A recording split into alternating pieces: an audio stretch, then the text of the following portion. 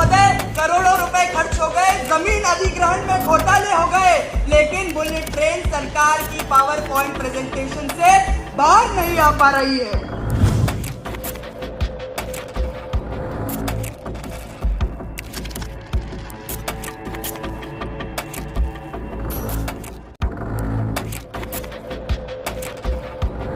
जी हाँ दोस्तों, बीजेपी नेताओं ने बीजेपी की ही मंच से कर दी मोदी शाह के खिलाफ बगावत। सीएम मोहन यादव, बीजेपी के कई दिग्गज क्या हो गए लामबंद। वीडियो ने मचाया तहलका। बहुत स्वागत है आप सभी का। आप देख रहे हैं द राजनीति का विशेष सेगमेंट खबर और विश्लेषण। मैं हूं जब्बार खान। दोस्तों, क्या वाकई अब आने वाले दिनों में मोदी और शाह के लिए उनकी ही पार्टी के अंदर बहुत मुश्किल स्थिति होती जा रही है? क्या वाकई जिस बगावत की सुगबुगाहट बीते कुछ दिनों से आप सुन रहे थे उस पर मुहर लगती हुई दिख रही है? आखिर जो वीडियो सामने आया है, उस वीडियो में जिस तरीके से मोदी शाह को एक एक करके उनके धागे बीजेपी के नेता ही खोल रहे हैं, क्या यह सामान्य स्थिति है? क्या वाकई इसमें संघ का कोई हाथ है? क्या नितिन गडकरी कोई अलग सी लॉबिंग कर रहे हैं, या फिर अपने आप भारतीय जनता पार्टी और एनडीए के भीतर मोदी शाह के फैसलों या मोदी शाह के रवैयों से ये स्थिति उत्पन्न हुई है? सब कुछ विस्तार से आपको बताएंगे, एक एक परतें खोलेंगे। आपसे निवेदन है अंत तक इसे जरूर देखें ताकि समझ सकें। दोस्तों, आपने अभी तक अगर संघ प्रमुख मोहन भागवत के मुंह से सत्ता के ऊपर प्रहार करते हुए देखा सुना तो उसमें कोई हैरानगी की बात नहीं, क्योंकि वो कई बार कर चुके हैं। नितिन गडकरी के मुंह से अगर इशारों में मोदी शाह को अपने निशाने पर लेते हुए देखा, प्रहार करते हुए देखा, तो यह भी नई बात नहीं है। एक साल से आप देख और सुन रहे हैं। एनडीए के कुछ नेताओं की तरफ से अगर सांकेतिक तौर पर मोदी और शाह पर प्रहार जैसे शब्दों को आपने सुना तो यह भी कोई बहुत ज्यादा आश्चर्यचकित करने वाली बात नहीं।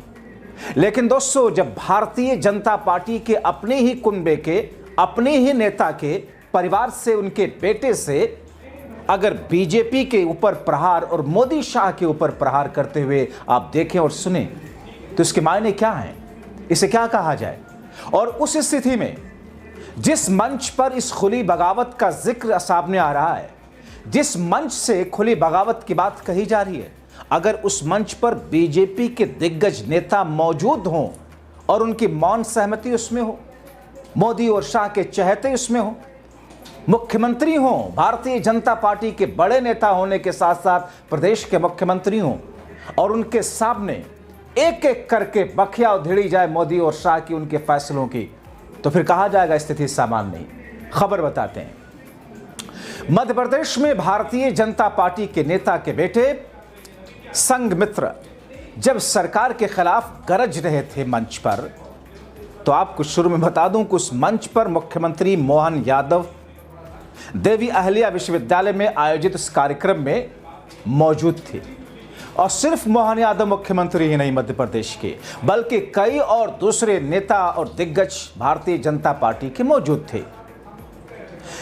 जिस अंदाज में रेल हादसों, बुलेट ट्रेन प्रोजेक्ट, जिस अंदाज में उन्होंने मंच पर माइक संभालते ही केंद्र सरकार की वादा खिलाफी पर सवाल उठाया, ट्रेनों में वेटिंग लिस्ट के आलम को बताते हुए कहा कि हर साल 50 लाख से ज्यादा लोग टिकट लेकर रेल की यात्रा कर पाते हैं। वादा था 2022 तक बुलेट ट्रेन चलाने का, 2025 आ गया। बुलेट ट्रेन सरकार के पावर पॉइंट प्रेजेंटेशन से बाहर नहीं आ पा रही। जमीन अधिग्रहण में करोड़ों रुपए खर्च हो गए, घोटाले हुए, लेकिन बुलेट ट्रेन हकीकत में आई ही नहीं। और हैरानगी की बात यह है कि ये सारी की सारी चीजें एक एक करके जिस तौर पर वो मोदी सरकार के धागे खोल रहे थे, सारे के सारे बीजेपी के दिग्गज मौजूद थे। कई सारे राजनीतिक जानकारी बताते हैं कि उनकी मौन सहमति उस मंच पर बैठे हुए जिस वक्त ये बोल रहे थे, बगल में कुर्सियां जो लगी थी उस पर बीजेपी के दिग्गज मौजूद थे, और मानो ऐसी स्पीच देने के लिए उनको इशारा दिया गया हो, मानो पहले से स्पीच तैयार कराई गई हो। क्योंकि दोस्तों, जो कार्यक्रम वहां पर था, जिस तरीके से स्पीच दी गई, यह अचानक वहां पर खड़े होने के बाद उनको नहीं सूझा होगा। पर्दे के पीछे कुछ तो पर्दादारी जरूर है। अब ऐसे में दोस्तों, हैरानगी भी बहुत सारे नेताओं को हुई जब इस खबर को देखा और सुना। वो कहते हैं कि सरकार कहती है सबका साथ सबका विकास, लेकिन हकीकत यह है कि रेलवे में हो रहा है दलालों का साथ और जनता का विनाश। ये बीजेपी नेता के बेटे के उस संबोधन के शब्द हैं जहां पर सारे बीजेपी के दिग्गज मौजूद थे। वो कहते हैं कि वेटिंग लिस्ट का आलम यह है कि हर साल 50 लाख से ज़्यादा लोग टिकट लेने के बावजूद सफर नहीं कर पाते। तीखे अंदाज में मोदी शाह पर कटाक्ष करते हुए कहा, 2022 तक अहमदाबाद मुंबई के 20 बुलेट ट्रेन का वादा किया गया था, 25 आ गया। वादा खिलाफी एक के बाद एक लगातार बढ़ती जा रही है।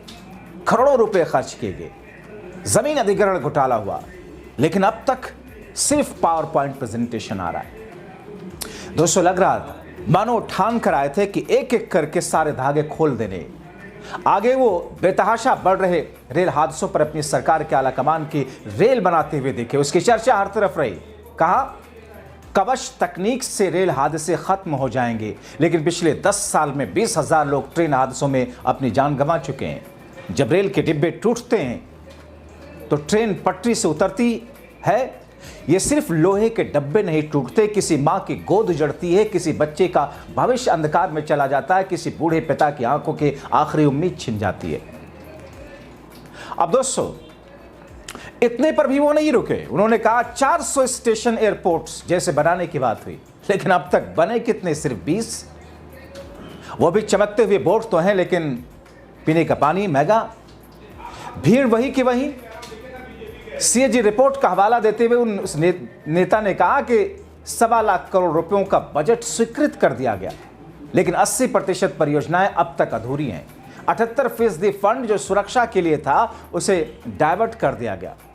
एक रिपोर्ट उन्होंने हवाला देते हुए कहा कि 300 करोड़ रुपयों का निवेश सिर्फ एक कंपनी को दे दिया गया। ऐसे में सबका विकास कैसे होगा? दोस्तों, जो कुछ कहा गया, जो कुछ मैंने बातें आपके सामने रखी, अब आइए उन्हीं के शब्दों में आपको सुना देते हैं। उनके तीखे अंदाज में उनके इस कटाक्ष को देखिए और सुनिए। और जब ये सब कुछ वो बोल रहे थे, बगल में मुख्यमंत्री मोहन यादव और दूसरे तमाम बीजेपी के दिग्गज नेता बैठे हुए थे। इंदौर महापौर पीयूष मित्र भार्गव के बेटे सरकार की पोल खोली। किस तौर पर, सुनिए। मांगती है और वेटिंग लिस्ट का आलम तो ऐसा है कि 50 लाख से ज्यादा लोग हर साल टिकट लेने के बाद भी सफर नहीं कर पाते हैं। माननीय अध्यक्ष महोदय, बुलेट ट्रेन का वादा हुआ था, कहा गया था 2022 तक अहमदाबाद से मुंबई सरसराते हुए ट्रेन जाएगी, लेकिन 2025 आ गया है। बुलेट ट्रेन तो नहीं, लेकिन वादा खिलाफी की रफ्तार जरूर दौड़ रही है। महोदय, करोड़ों रुपए खर्च हो गए, जमीन अधिग्रहण में घोटाले हो गए, लेकिन बुलेट ट्रेन सरकार की पावर पॉइंट प्रेजेंटेशन से बाहर नहीं आ पा रही है।